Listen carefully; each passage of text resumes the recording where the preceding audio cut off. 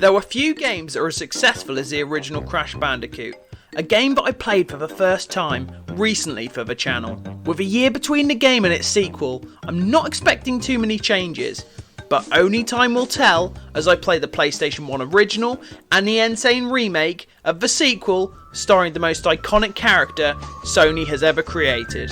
Welcome to the show where I look at games I didn't grow up with to determine if they still hold up today. Welcome to No-stalgia.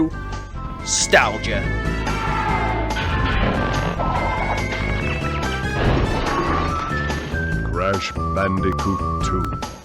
Cortex Strikes Back.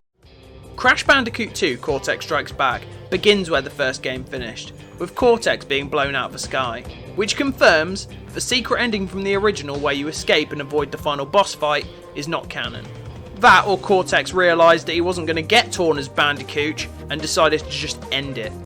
So Crash can be seen chilling with Torna, his sister Coco. Apparently Naughty Dog got rid of Torna because there are too many teenage boys just womping their fruit. Coco is great though.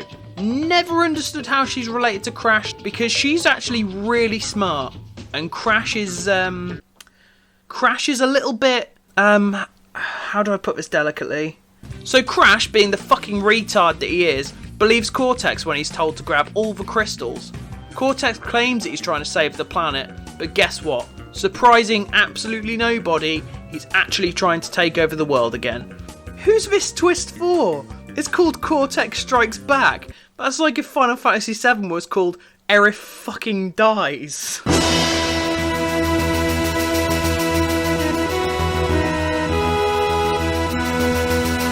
In the PS1 original, Cortex's voice actor has changed from the first game to the second. This voice actor is Clancy Brown, who does a much better job. We are closer than ever before. Quickly, into the vortex! No, Crash. I said bring me the crystals! Now, get back in there. I even prefer him to Lex Lang, at least in this game. Crystals. Of course. No! Crystals. Of course. No! I think Lex Lang does a lot better job when he's working off his own material. How could things get any worse? There are huge improvements to the facial animations compared to the first. In fact, the whole game is improved graphically. Crash has had a complete design overhaul. He seems more slimmed down and a lot more detailed, with so many more animations added to make him super expressive. Look how charming his character model is. How could you not absolutely love it? I did actually play the Insane trilogy first, but I swear the cracks are starting to show the more I play it. There doesn't seem to be a distinct art direction, and the environments and textures are given this pseudo-realistic look to it, which I don't like. Just look at the difference between the water textures. Yes, one has realistic water and reflections, but look at the water in the PS1 original. It has a more cartoony look to it, which is more faithful to the art styles that inspired the series. Everything in the Insane trilogy seems too similar to feel unique, but then too weak to feel like the definitive edition.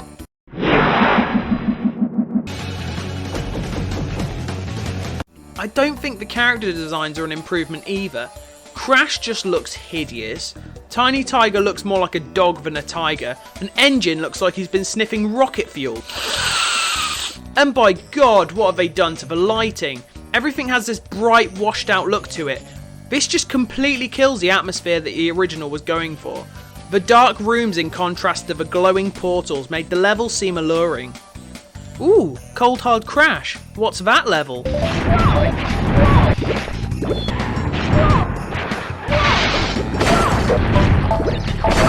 The levels in Crash 1 were set out in a linear fashion, having to beat them in a certain order. In the sequel, linearity is out with the introduction of a warp room, a hub that will give you 5 stages to complete in any order to get the crystals, then that will lead to another boss, then leading to another 5 stages you can do out of order, and so on. I love that this gives the player the freedom to come back to a level later if it's too difficult. However, I really liked the linear approach from Crash 1. It really felt like you were going on a journey from Insanity Beach all the way to Cortex's castle. On the other hand, the biggest positive of the warp room is that level themes can be different. without feeling jarring.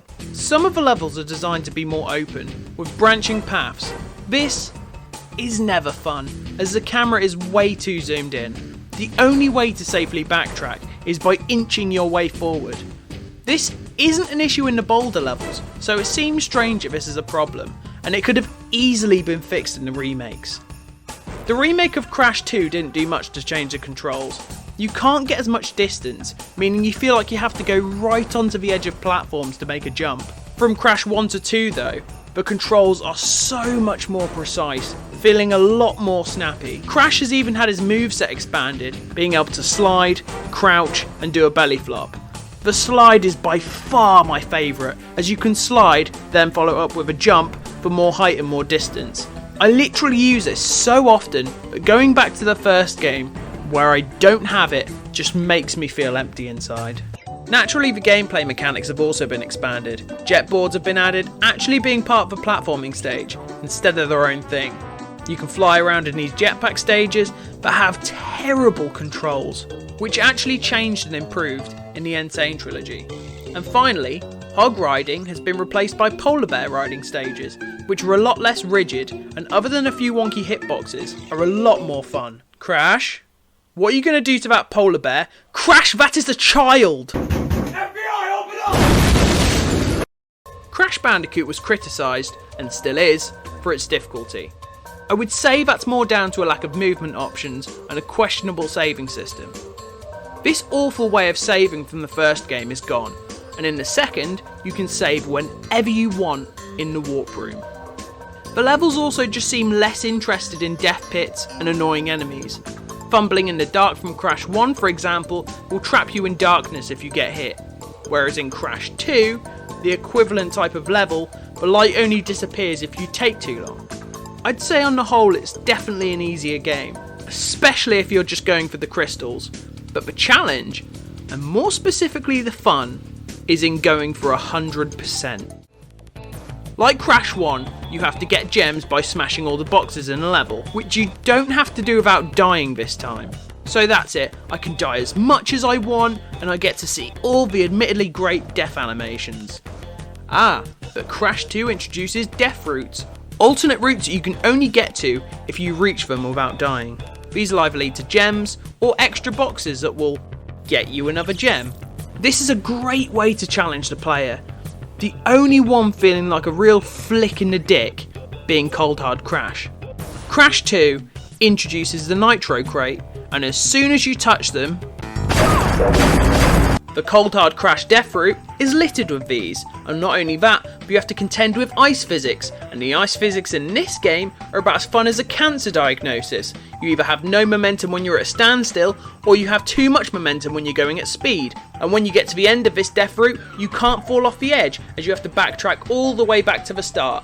This is absolutely dreadful, and it's not even for a coloured gem, it's just for a clear one. Coloured gems make a return, though unlike Crash 1, they're not obtained by not dying and breaking all the boxes. They're actually obtained by various other means, like beating the first level without breaking a box, or by jumping on this platform to get warped to another gem in an earlier stage. I'm mixed on this. It's cool that there are secrets that reward you for noticing oddities in the environment, like why would there be a staircase of nitro crates? But a lot of these I had to look up. Like, how was I supposed to know that after this polar bear chase, I could backtrack to where the polar bear was, and then get sent to a brand new stage? Despite this, I thought it was a great way to spruce up the levels. All of the environments are distinct, with specific theming tied to each of them without feeling repetitive. For example, the river stages always incorporate jetboarding, and these types of stages always incorporate bees, digging underground, and a Nintendo lawsuit. I like how all of these are sprinkled in, instead of, let's say, doing all the sewer stages at once. It keeps it fresh, as you never know what you're going to tackle next. One of the biggest inclusions from the Insane trilogy is the addition of time trials, and oh boy, let's talk about time trials. These levels were not designed to be rushed. making getting these time relics an absolute nightmare. You also unlock the crash boots for beating the game. These make you run faster. So that makes the game easier, right? No, it doesn't, because if the game wasn't built to be rushed, then it wasn't built to be rushed with shoes that make you go faster. It seems you just have to gun it and just pray that the death traps are timed in a way which you can actually do them. And if you're just gonna say, get good and stop being a little bitch, well guess what? I got good, and all it did was drive me insane.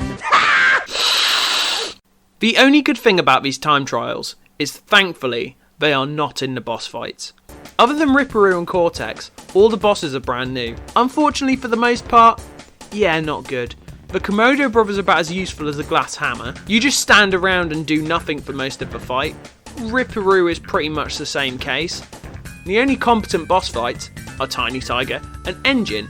Tiny Tiger is pretty fun as it actually utilises Crash's platforming abilities.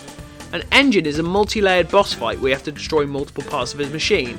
Oh look, the Insane Trilogy fixed the fight so Crash is actually throwing Wumpa Fruit instead of them just coming from his being. Though you fixed this, now all I can think about is where is that fruit coming from in the first place? Is he getting Wump from his rump? Cortex's final boss is a joke. You just follow him with these putrid jetpack controls, hit him 3 times, and you're done. I do love the music though.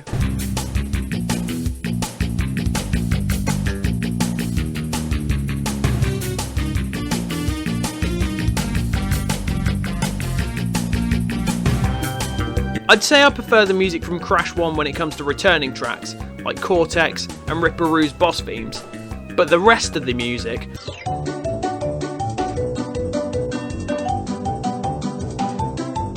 There is so much energy poured into these tracks, instead of the ambient tracks from the first game.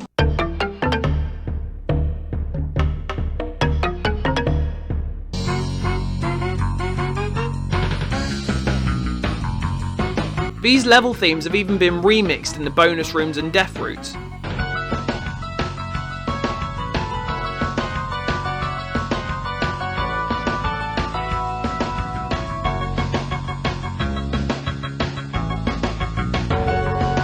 I think I'll always take more high-octane tracks in my jumpy games. My favourite one is definitely the one from the jetpack stages. I love how there's a slow build-up. More instruments are added as the song goes along. And it just keeps ramping up until...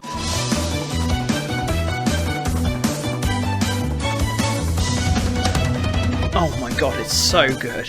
I'd say the Insane Trilogy remixes are okay, though I prefer the original versions as they have a little bit more punch to them.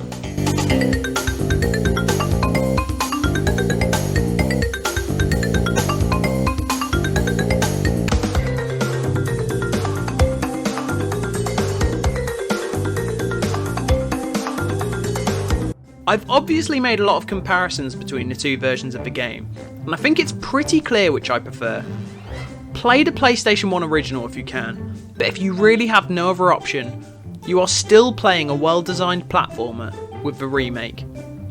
Crash Bandicoot 2 took everything in the original and made it so much better. Did I enjoy it? Well, one of the reasons this video took so long is because I got 100% in the game twice.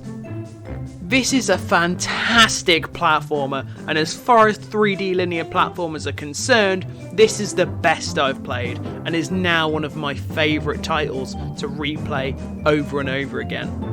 Hell, once this video's done, I might just beat it again.